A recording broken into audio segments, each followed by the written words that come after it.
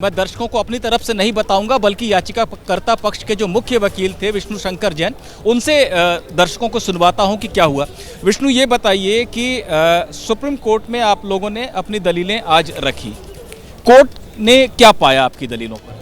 देखिए, मूलतः supreme court में आज हमने यूजीसी जो नए नियम आए हैं उसको हमने चुनौती दी थी, इस आधार पे कि जो सेक्शन 3(1)(c) में कास्ट बेस्ड डिस्क्रिमिनेशन को डिफाइन किया गया है वो आर्टिकल 14 का उल्लंघन है। It has no reasonable nexus with the object sought to be achieved, it has no intelligible differentia और वेगनेस है। एक जनरल कैटेगरी को टोटल एक्सक्लूड किया गया और ये माना गया है कि कास्ट बेस्ड डिस्क्रिमिनेशन अगर होगा तो सिर्फ SC ST OBC के खिलाफ होगा। ये समाज में फर्दर डिवीजन क्रिएट करेगा और ये नॉन इंक्लूसिव है। इन सारे आधारों पर इसको और सेक्शन 8 को हमने चैलेंज किया था। कोर्ट ने आज हमको, केंद्र सरकार, सारे पक्षकारों को सुनने के बाद इस मामले में नोटिस जारी किया है। कोर्ट ने जो यूजीसी रेगुलेशंस नए नियम हैं उस पर टोटल रोक लगाई है, पूर्णतः उसे एबियंस में डाला है। साथ ही साथ कोर्ट ने जो पूर्व के यूजीसी नियम थे 2012 उनको प्रभावी किया है, लागू किया है अपनी शक्तियों को आर्टिकल 142 का उपयोग करते हुए टिल फर्दर ऑर्डर्स। और अब इस मामले की अगली सुनवाई 19 मार्च को निर्धारित की गई। आप लोग बार बार 3E का हवाला दे रहे थे कि वहां पर तो भेदभाव की परिभाषा तय है, तो फिर अलग से एक सेक्शन क्यों बनाया? कोर्ट भी सहमत नजर आया। जरा 3E के बारे में लोगों को बताइए कि क्या है वहाँ। देखिए, 3E में जो है वो डिस्क्रिमिनेशन ऑलरेडी डिफाइंड है और 3E में हर तरह का डिस्क्रिमिनेशन है on the basis of religion, race, किस तरह से आप किसी को डिफरेंट ट्रीट कर रहे हैं, किसी के साथ आप रेस के बेसिस पे, जाति के बेसिस, अलग अलग तरह के जो भी भेदभाव, भाषा के बेसिस पे, जेंडर के बेसिस पे, उसकी फिजिकल कैपेबिलिटीज़ के बेसिस पे अगर आप उसको भेदभाव कर रहे हैं तो वो सब भेदभाव की परिभाषा में आता है। तो जब ये ऑलरेडी 3E था तो उसके बाद 3C का कोई मतलब नहीं था। मैं आपसे अहम बात और जानना चाहूँगा कि कोर्ट भी, जज भी आप लोगों की बातों से सहमति जताते हुए कह रहे थे कि समाज को एक जाति विहीन या संघर्ष विहीन हमको समाज की तरफ लेकर जाना है।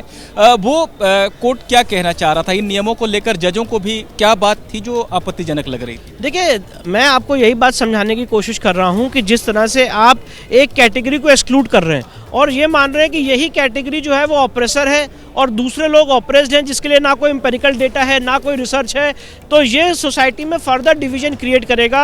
आज हम लोग, कोर्ट ने भी यही बात कही कि आज हम लोग एक इंटरकास्ट मैरिज के दौर में जा रहे हैं। आज हम लोग ऐसी जगह हॉस्टल्स का एनवायरनमेंट चाहते हैं जहाँ सारे वर्ग के लोग एक साथ मिलकर रहें। और अगर आप इस तरह से नियम ला रहे हैं जिससे कास्ट के बेसिस पे और डिस्क्रिमिनेशन होगा तो सोसाइटी में फर्दर डिवीजन होगा और आर्टिकल 15A एक रिडंडेंट लेटर बन जाएगा।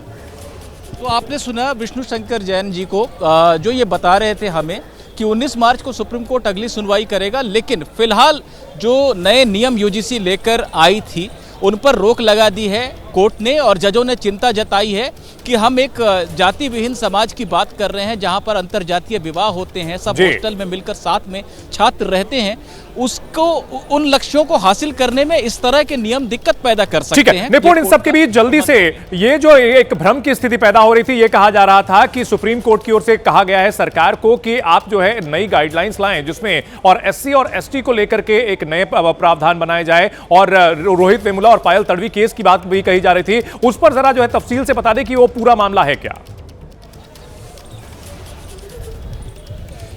देखिए, निश्चित रूप से 2019 में एक याचिका दाखिल हुई थी जो रोहित वेमुला और पायल तड़वी नाम के छात्रों की माताओं ने दाखिल की थी, जिनके बारे में ये कहा जाता है कि जातिगत भेदभाव से परेशान होकर उन्होंने आत्महत्या कर ली थी। सुप्रीम कोर्ट ने बहुत संवेदनशीलता से इस मामले को सुना और सरकार और यूजीसी के पाले में गेंद डाल दी थी कि आप इस बारे में क्या करना चाहते हैं, आप देखिए। इसका जवाब सरकार को देना था। यही बात आज कोर्ट में भी उठी कि सरकार को जवाब देना था। निपुण, लेकिन ये मैं आपको रोकना चाहूंगा, यहां से क्लैरिटी के लिए समझना चाहूंगा, कोई निर्देश नहीं था, सिर्फ सवाल पूछा गया था। कोई निर्देश नहीं दिया गया था कि इसके लिए आप स्पेसिफिक बनाएं, सिर्फ सवाल पूछा गया था उस मामले में। देखिए, कोर्ट ने यही कहा था कि आप इस बारे में कुछ कीजिए, लेकिन क्या कीजिए, किस तरह से कीजिए, नियमों में क्या लिख दीजिए, इस तरह की बात कोर्ट ने नहीं कही थी। कोर्ट ने कहा था कि आप नियम बनाइए, सब लोगों से उसको कंसल्ट कीजिए और उसके बाद कोर्ट को अवगत कराइए कि इसमें क्या हो रहा है। लेकिन इस बीच ये नए नियम आ गए, लागू हो गए, जिसके बारे में सरकार का कहना है कि कोर्ट के निर्देश पर इसे लागू किया गया था।